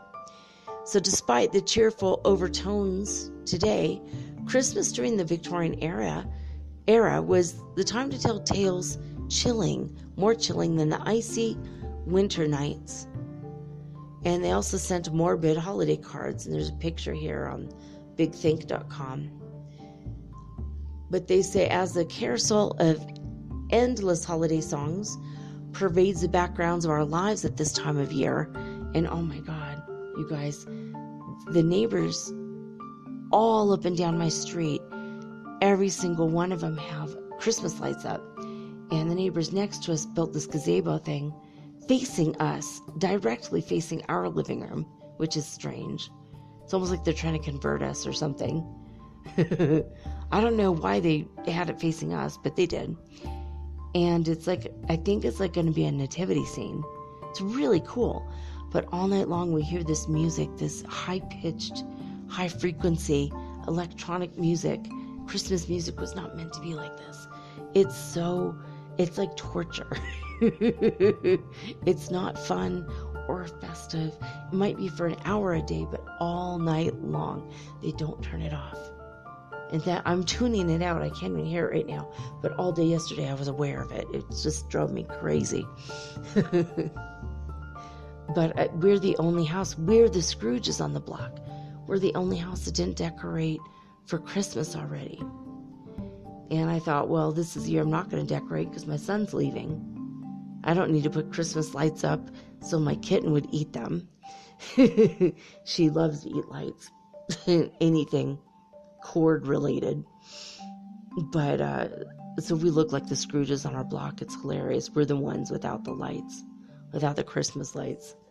So weird. Anyway, so,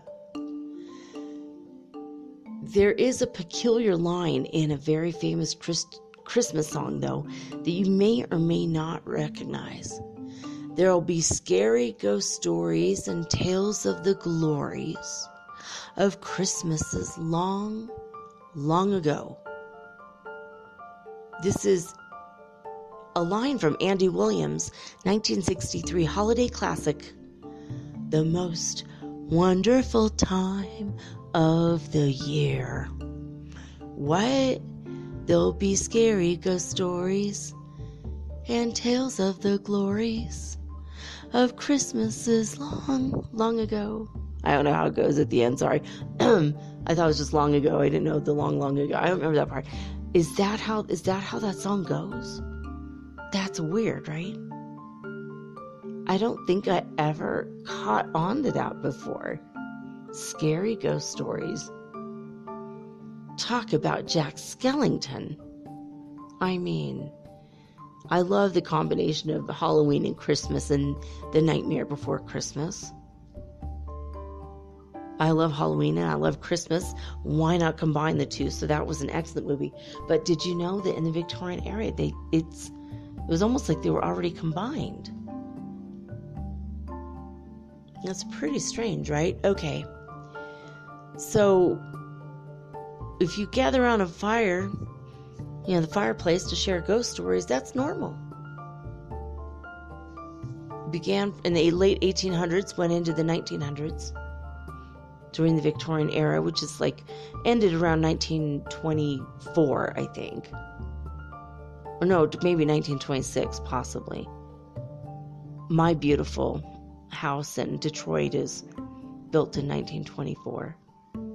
She's a Victorian, but she's barely a Victorian. So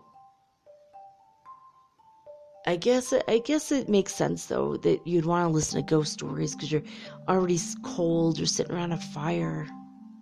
You want to talk about cool and unique stuff. It does make sense. I mean, that fireplace kind of gives an eerie glow to everything. I could see that in the Victorian era, why they would do this.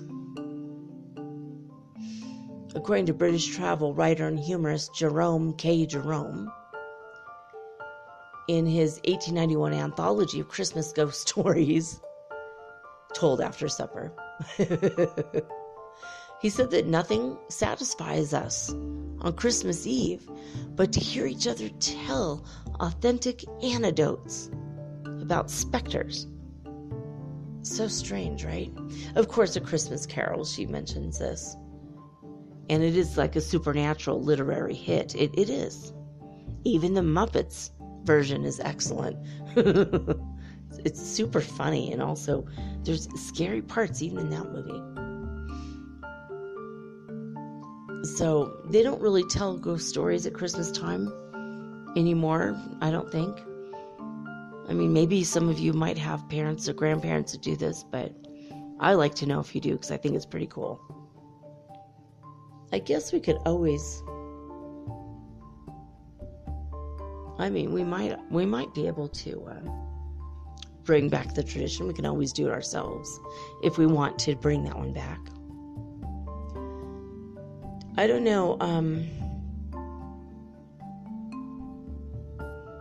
They say American author Henry James did cement the eerie tradition of ghost stories at Christmas time into U.S. culture when he published his story, The Turn of the Screw, in 1898.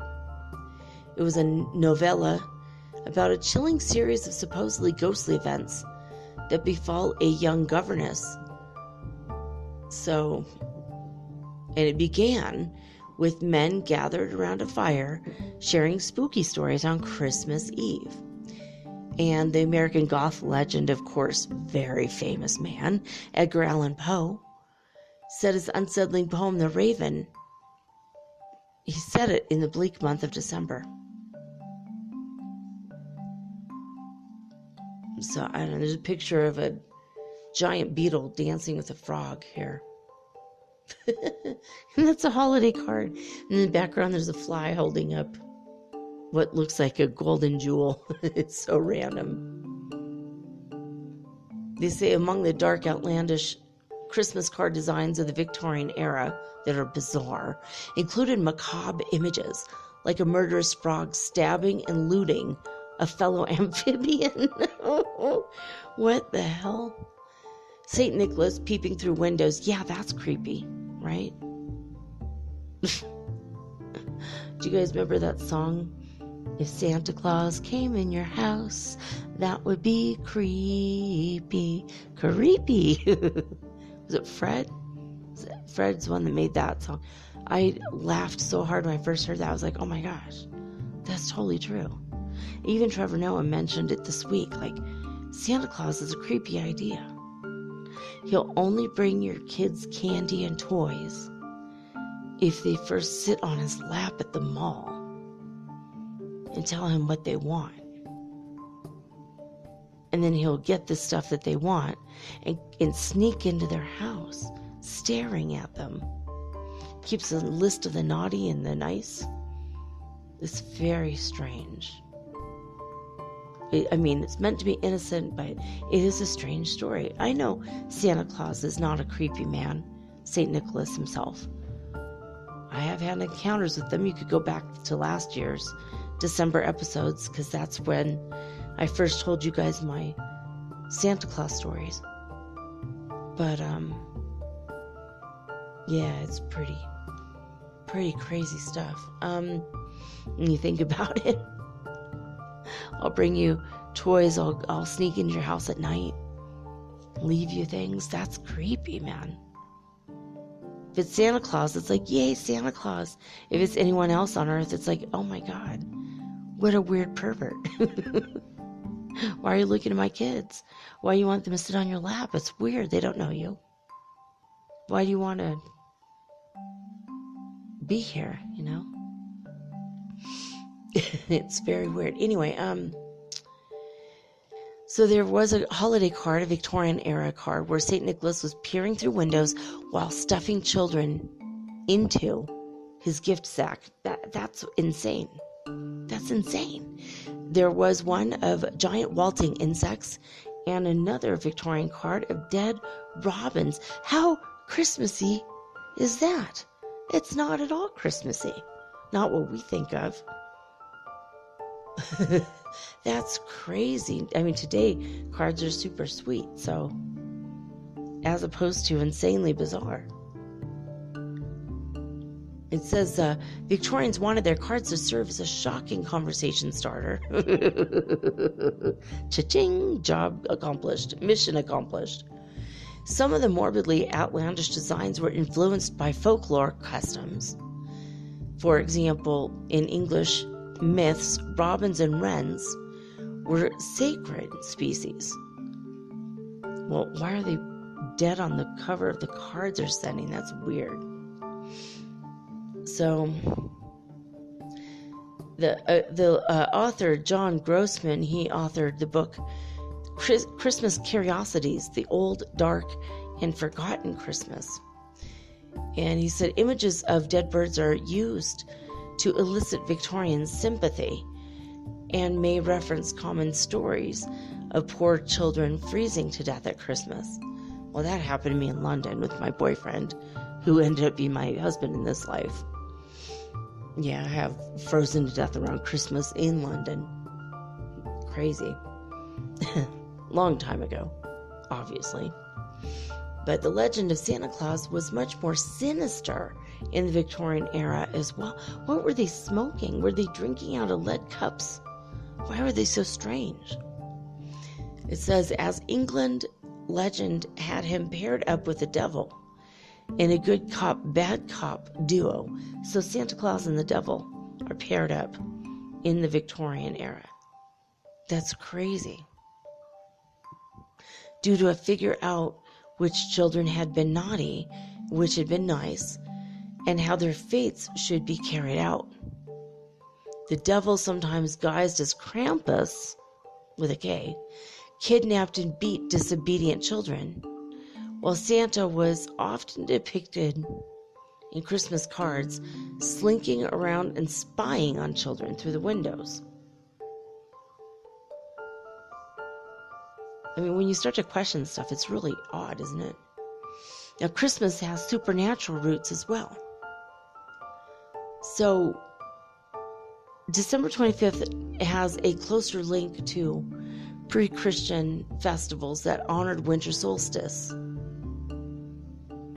In fact, there's more of those than any gatherings that honored Christianity early on. It was just more about the solstice. Mistletoe, holly berries, wreaths, and Yule logs, for instance, are all pagan symbols, which also the tree is as well. So, the Puritan leaders tried to abolish Christmas at one point because there's no biblical basis for celebrating the day. How crazy is that? Celebrations like Yuletide symbolically celebrate death of light. Like the death literally says quote unquote death of light. And the longest night of the year. So for this reason, the date was considered to be the most haunted. The most haunted date is Christmas. Have you guys ever heard this? This is so strange. As well as the veil between the realms of the living and the dead are like gossamer sheer, apparently on Christmas.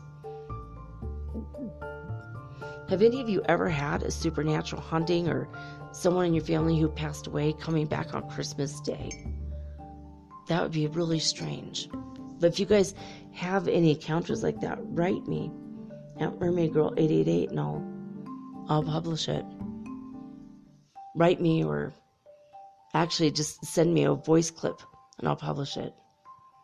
Half minute to a minute long.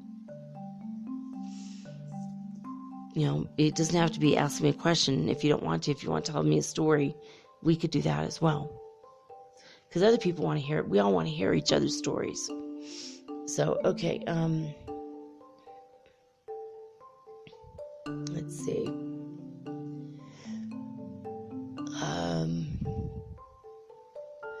So she's saying, perhaps it's also because without the luxury of modern medicine and healthcare, the chilly breath of death always felt a little close. Just a little close during the winter. A season, particularly fraught with illness. Conditions were ripe for imaginations to run wild to see what will happen beyond the grave. That's so strange. So,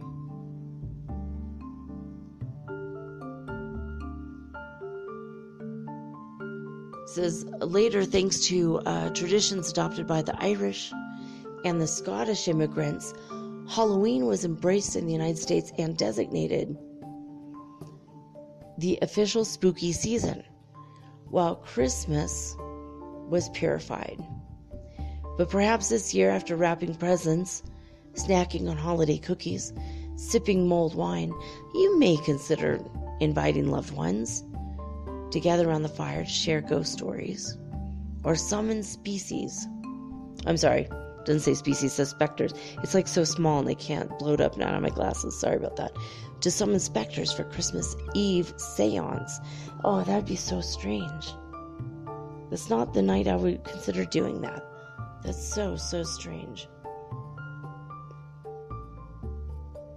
Alright, let's see. I found a couple websites, so about the bizarre things that go on. According to Ben Johnson of historic-uk.com, Ben Johnson, he wrote this article called A Victorian Christmas. He says, for thousands of years, people around the world have enjoyed midwinter festivals. With arrival of Christianity, the pagan festivals became mixed with the Christian celebrations. One of the leftovers from these pagan days is the custom of bedecking houses and churches with evergreen plants like mistletoe, holly, and of course ivy. Now apparently, as well as their magical connection in protecting us from evil spirits, they also encourage the return of spring, which is pretty cool. All right, and no era in history, however, has influenced the way we celebrate Christmas quite as much as the Victorians. Yeah, they have influenced us, except we're now not speaking to ghosts on Christmas Day, but it's kind of strange, right? So before Victoria's reign started in 1837, nobody in Britain had ever heard of Santa Claus or even Christmas crackers. No Christmas cards were sent. People didn't take holidays away from work. The wealth and technologies generated by the Industrial Revolution of the Victoria era changed the face of Christmas forever. Sentimental do-gooders like Charles Dickens, of course, writing A Christmas Carol, which was published first, by the way, 1843, which actually encouraged rich Victorians to redistribute their wealth by giving money and gifts to the poor. Humbling, it says. Oh, it doesn't say that. Humbug. Grinch. These radical middle-class ideals eventually spread to the not quite so poor as well. All right. So the wealth generated by the new factories and industries of the Victorian era allowed middle-class families in England and Wales to take time off work and celebrate two holidays: Christmas Day and Boxing Day. I don't know if that means Boxing Day. I forgot. I think it's when you box people. No, I'm just kidding. I think when you put in old boxes food you're never going to eat and you give it to the poor. I think that's my impression of what it is, and Tim can tell me what it is, because Boxing Day is a holiday that's popular in Canada. But December 26th earned its name as the day servants and working people opened the boxes in which they collected gifts of money from the rich folk. The newfangled inventions, the railways, allowed the country folk who had moved into the towns and cities in search of work return home for a family Christmas. I didn't know that came from that era. That's cool. The Scots also preferred to postpone the celebrations for a few days to welcome in the new year in the style that is Hogmanay. I've never heard of it. Hogmanay. Anyway, Christmas Day itself did not become a holiday in Scotland officially until many years after Victoria's reign, and it had only been within the last 20 to 30 years that this has been extended into including Boxing Day.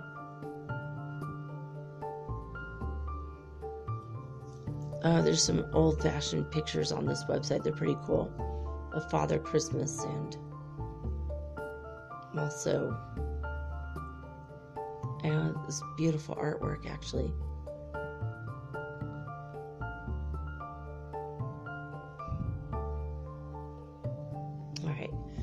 So the gifts. So at the start of Victoria's reign, children's toys tended to be handmade and quite expensive, actually, generally restricting availability to those rich folk, again, with factories becoming mass productions, which brought with it games, dolls, books, clockwork, clockwork toys. Those are fun.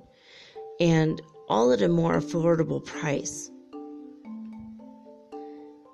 And affordable, that is, to middle class children. And a poor child's Christmas stocking, which first became popular from around 1870.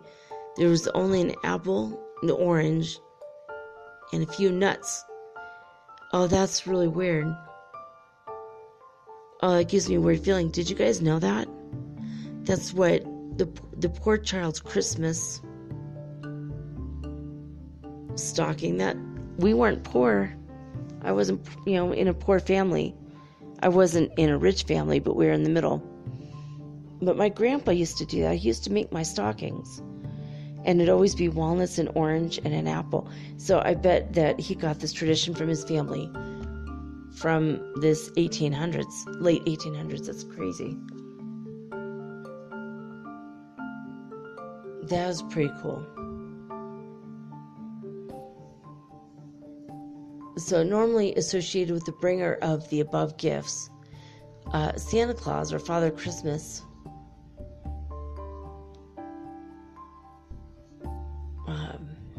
yeah, okay. It didn't, the sentence didn't go anywhere there. Sorry about that. Okay. So yeah, Father Christmas is also known as Santa Claus, also Saint Nick. So the two are, in fact, entirely separate stories. Father Christmas was originally part of an English midwinter festival, normally dressed, oh my gosh, my eyes. Normally dressed in green. Sinterklaas in Holland came via Dutch settlers to the Americas from the 17th century. And from the 1870s on, Sinterklaas is Sinterklass, became known in Britain as Santa Claus. And with him came his unique gift and toy distribution system, which is reindeer and sleigh.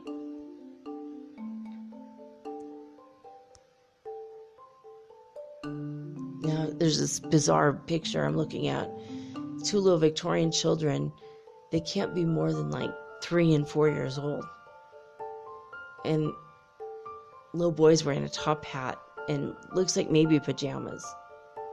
And the little girl's wearing, it just looks like a normal dress. And she's carrying a wreath, which is normally a symbol of death, which is weird. I don't know what to make out of this stuff. It's really strange. So, there's a picture called the penny, they're talking about the penny post, I guess. It was first introduced in Britain in 1840 by Rowland Hill.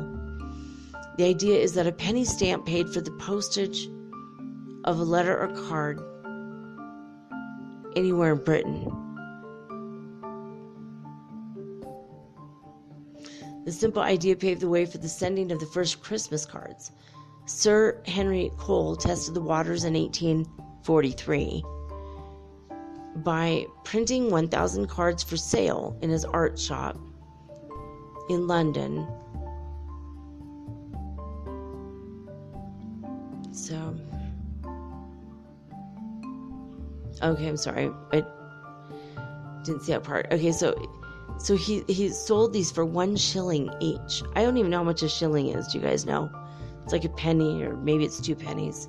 It's not much. It's not worth much. The popularity of sending cards helped in 1870,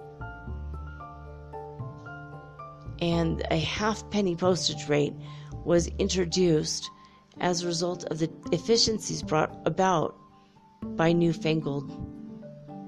those newfangled railways. Yeah, okay. So turkeys are something that was brought to Britain from America, of course, hundreds of years before the Victorian era. So when she became, the ruler, ascended to the throne, I suppose, the chicken and the turkey were too expensive for most people to enjoy. in northern England, roast beef was traditional fare on Christmas. That's strange. That's strange to me. So, in London and in the South,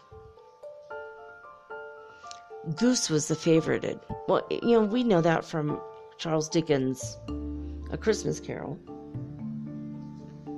Everyone's talking about getting a goose for Christmas. That's pretty cool. That does date that a little bit. Because I don't think I've ever eaten a goose in my life. It's strange. I remember there's a weird movie about, the Christmas Carol, basically, but it's the old black and white, and it's just really bizarre. It's such a bizarre show. But they're talking about getting a goose for Christmas and that. And they show them eating it. And it's so strange that was not all that long ago. Yeah. We've already dropped a lot of these Victorian traditions. I'm not trying to revitalize them, by the way. I'm just trying to point them out that they exist. It's so strange, right?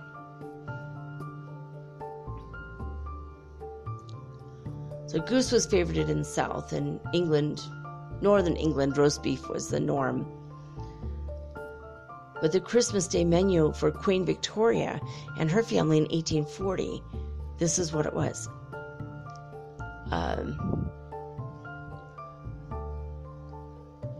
Hold on, I just missed it. Okay, here we go. So in 1840, she had on her menu beef and a royal roast swan or two. That's so crazy. Roast swan. That sounds like a joke or a horrible misunderstanding. I mean, how could you want to eat a swan? Like, excuse me? Swan? If you eat swan, do you sing a swan song?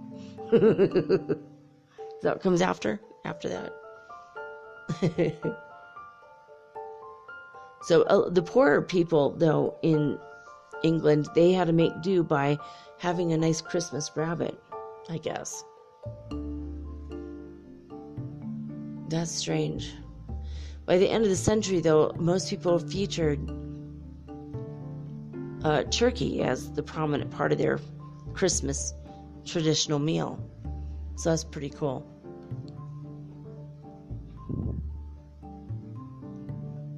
So yeah, turkey, yeah.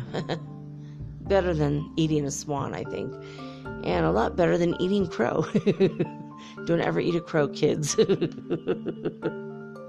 Oh, those are poisonous birds. Don't ever eat them. So,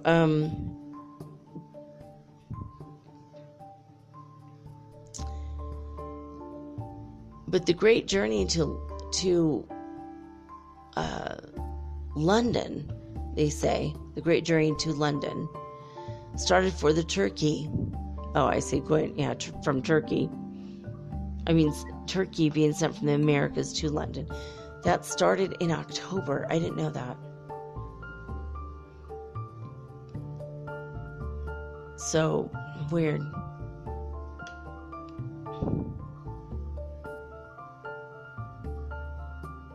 Yeah, there's another paragraph here. I can't even read this. This doesn't make any sense to me right now.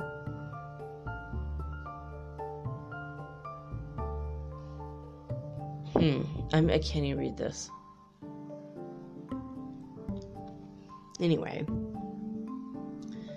Yeah, I'm not going to even read that. All right, so the tree.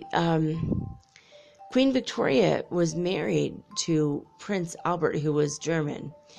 And she helped make the Christmas tree as popular in Britain as they were in his native Germany, I guess.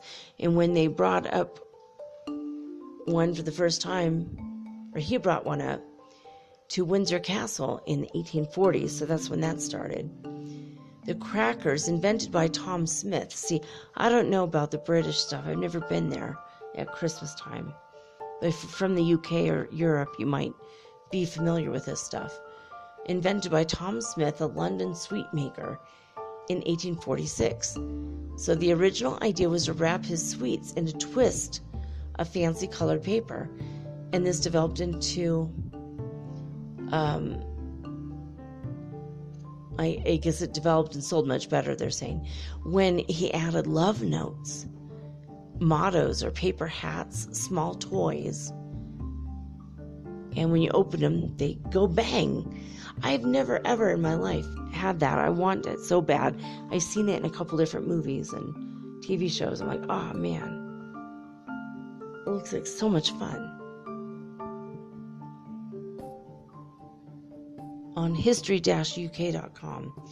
This is where I'm at watching this article, but there's a really beautiful picture of a Victorian family.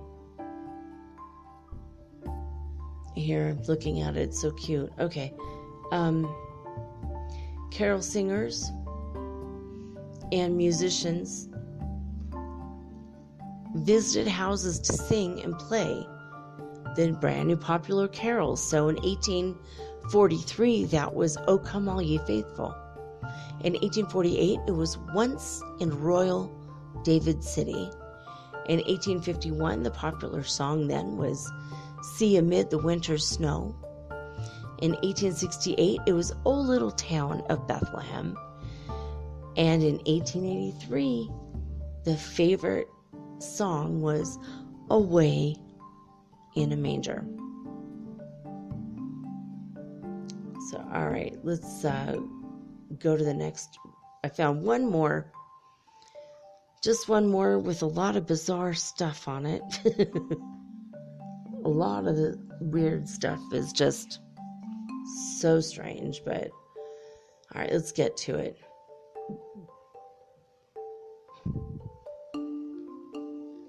All right, so, and here's another version of this. This is thedungeons.com. It's just macabre enough to work for this eerie Victorian Christmas tradition episode of Metaphysical Soul Speak the podcast. Anyway, so here's another spin on this. Christmas trees. Queen Victoria's husband, Prince Albert, was responsible for popularizing using Christmas trees. So that's why it became a tradition. There was a publication of an engraving in 1848 which featured the Queen and her family decorating a tree. And he says, given the huge family-oriented culture of the era, it wasn't long before Christmas trees became a must-have in the Christmas celebration of the middle class. Originally a German tradition, which is Prince Albert. Well, he was actually German. So originally a German tradition, they were first adorned with candles, sweets, and fruit. Wow. Can you imagine making a Christmas tree, like decorating it with candles and sweets and fruit? So they're saying worryingly flammable. I can't imagine that. Can you imagine putting candles on a tree? I mean, it was beautiful, but man, one false move and your whole house is gone. You know, no more Christmas tree or presents. It's crazy. That's crazy.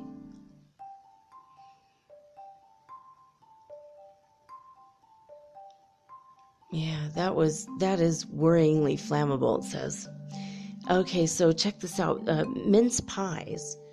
Victorian mince pies contained mince. What the hell is mince? Do you guys know? I think it's a spice. I'm not sure. Anyway, they would also make fruit cakes and spices. And when they made these mince pies, they made them shaped like a coffin. It's so creepy. But Victorians are known for being morbid. And the coffins were meant to represent the manger of Jesus and holding nothing else, basically. The meat filling was gradually phased out to become... the meat filling was gradually phased out to become the predominantly fruity one we know today. Yeah, I don't know, because I never ate mince pies.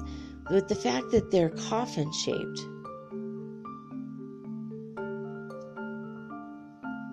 it just was meant to represent the manger of baby Jesus and nothing more. This is strange, right? I can't even imagine. Like, they're speaking to the dead, they're holding seances on Christmas, they're sitting around telling ghost stories. To me, it's a little strange. I like it, but it's weird. Christmas crackers were nicknamed the bangs of expectation in the late 1840s by the confectioner Thomas Smith. He inspired the French way of wrapping bonbons in brightly colored tissue paper, slowly incorporated fruit and jewelry and little love messages into each little cracker. Probably not the cracker themselves. And said that the idea from the bang came from Smith being inspired by the crackle and the pop of the log fire. That's pretty cool. And they say the rest is Christmas history. Yeah, it is now. You could have gone ice skating on the Thames between 1309 and 1814. It used to completely freeze over. So it says Londoners would go ice skating on its surface. Now this is wishful thinking because he's writing about the future there, right? Well, what did I just went somewhere. That's so trippy. I need to end this, I think. Let me read that again. So between 1309 and 1814. So for 505 years, the River Thames, or Tom, they call it. I always call it Thames because I know how to pronounce it. Used to completely freeze over, and Londoners would go ice skating on the surface. I don't know why I said something about the future. That's weird. I just saw a time loop. I need to do this show earlier in the day, that's for damn sure. If I wasn't stuck in the doctor's for 6 hours with my son today, I would have, but I'm glad we went.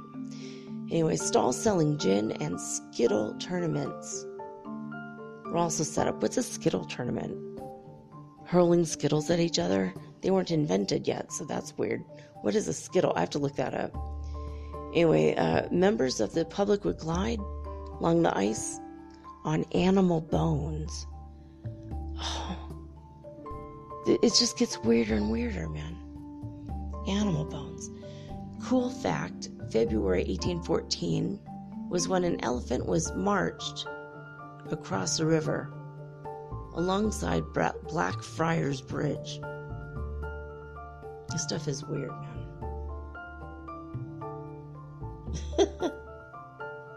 This is too strange. And of course, Christmas cards, we're talking about Christmas cards were invented in 1843 by Henry Cole. C-O-L-E. Not like lump of in your stocking for being bad. Everyone was sending Christmas cards by the end of the mid-century, or end of the century there. The widespread popularity of this was helped along by introducing the penny post, which I think we mentioned earlier. You just send a handwritten letter for a penny, which is pretty cool. But it says the Victorians would put images of dead birds, dead relatives, and more in the front of their Christmas cards. Classic Victorians, they say. And by 1880, over 11 million Christmas cards were printed in a year. That's crazy. So, well, there you go. That's it. yeah, it's strange why I was saying the future there. It's like I used to live in that area. During that time period, I froze to death around Christmas time. Not that we ever got anything for Christmas. We were poor orphans after our parents died of a plague. My ex-husband and I, we were together in that life. We could see across the river all the gas lights, and it was so bright. Now thinking about it, gas lights are so dim. It's awesome to have that memory, but yeah, it's crazy. All this stuff is so crazy.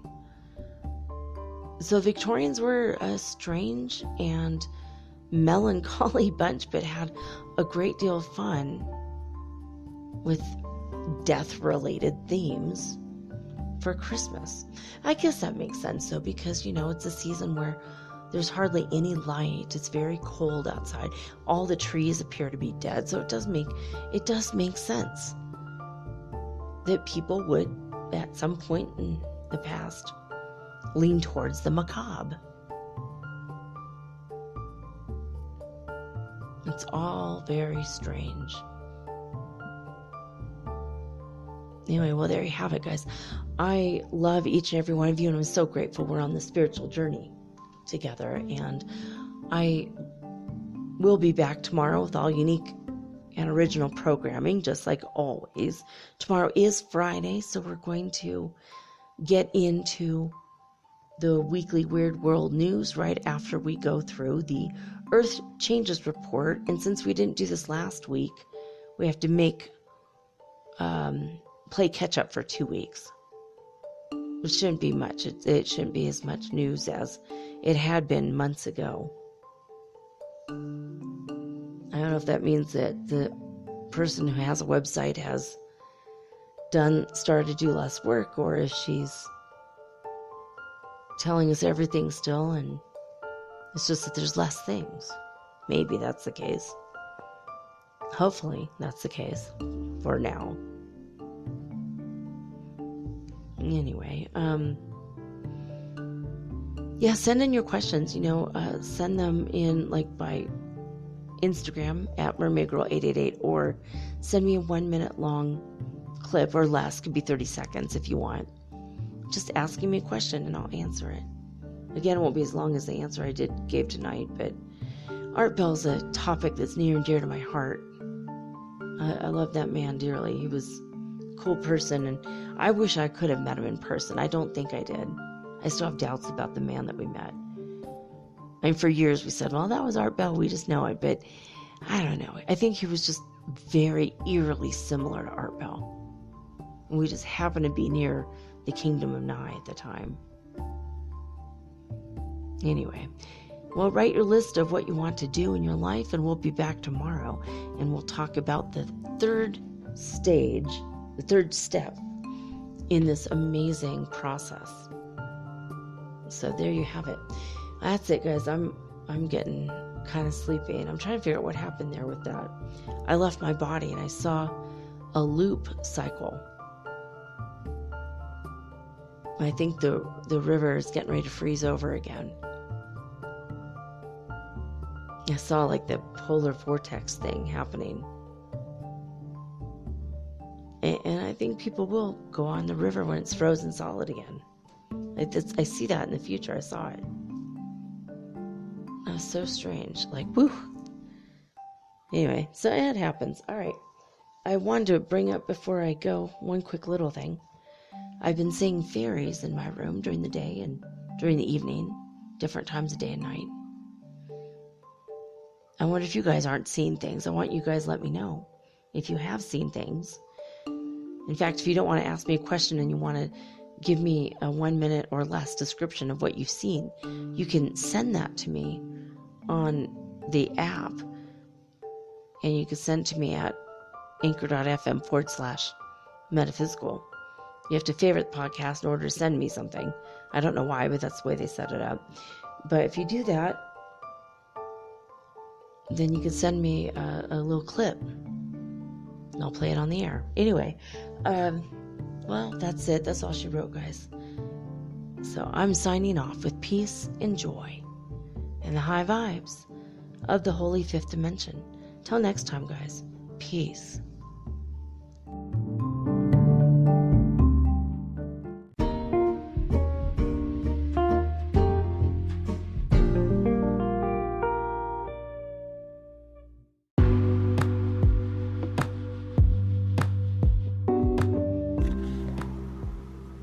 Metaphysical Soul Speak is run on sponsors and listener support. This means listeners like you. If you are so inclined to support my efforts and my little podcast, please visit me at anchor.fm/metaphysical and pledge an amount of your choosing today. Thank you.